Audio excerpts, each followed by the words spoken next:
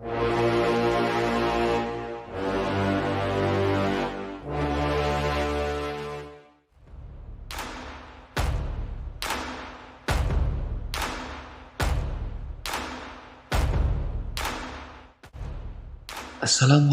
warahmatullahi wabarakatuh.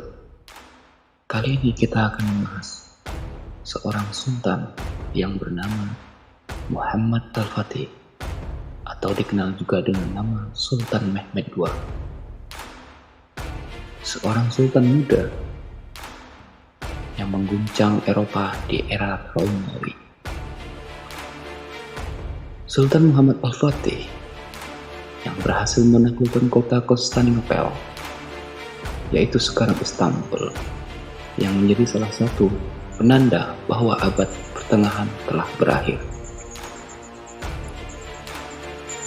Sultan Muhammad Al-Fatih, beliau lahir pada tanggal 30 Maret 1423 Masehi di Edirne, yang saat itu menjadi pusat dinasti pemerintahan Turki.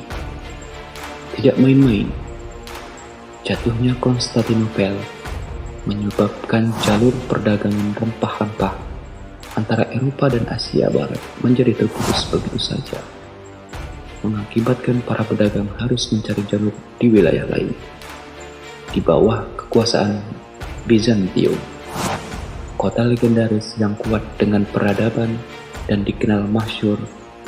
Ini akhirnya takluk di tiang Sultan Muhammad Al-Fatih pada masa itu. Ada kebiasaan sultan yang tak pernah ditinggalkan dari sejak dulu, yaitu sang sultan tidak sekalipun meninggalkan salat tahajud. Di balik taktik dan strategi jitunya dalam berperang, ialah semenjak Bali tidak sekalipun beliau meninggalkan salat tahajud, salat wajib, dan sholat rawatib sampai meninggal. Begitu juga para tentaranya yang dipimpinnya, tidak ada seorang pun yang pernah meninggalkan sholat wajib. Sejak Bali tidak pernah meninggalkan sholat tahajud.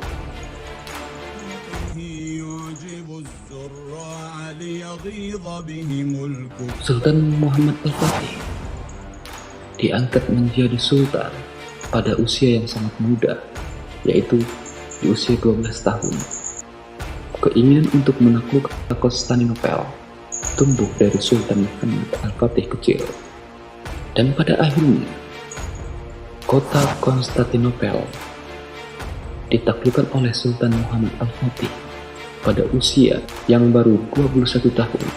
Akhirnya Sultan ke-7 Bani Utsmaniyah ini berhasil menaklukkan Romawi Timur dan menyatukan kerajaan-kerajaan Anatolia di usianya yang baru 21 tahun. Strategi kebijakan militer dan politik luar negeri yang luar biasa mampu mengantarkannya menjadi sultan yang memimpin selama 30 tahun lamanya. Sultan Muhammad Al-Fatih menyiapkan sebanyak 4 juta tentara untuk mengepung wilayah barat dan laut, dan pengepungan ini berlangsung selama 50 hari lamanya.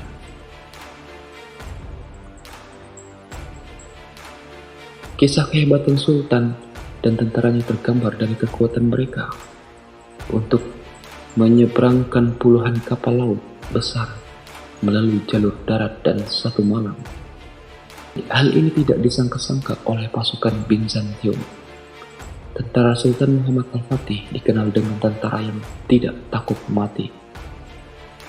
Akhirnya tanggal 20 Jumadil Awal 857 Hijriah atau 28 Mei 1453 Masehi, Sultan Al-Fatih berhasil memasuki kota Konstantinopel.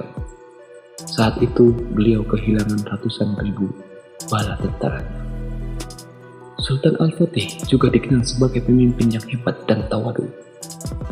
Beliau memang dikenal sebagai seorang pemimpin yang hebat, yang cakap dalam bidang militer, ilmu pengetahuan, matematika, dan sains, dan menguasai 6 bahasa, yaitu bahasa Turki, Persia, Arab, Yunani, Latin.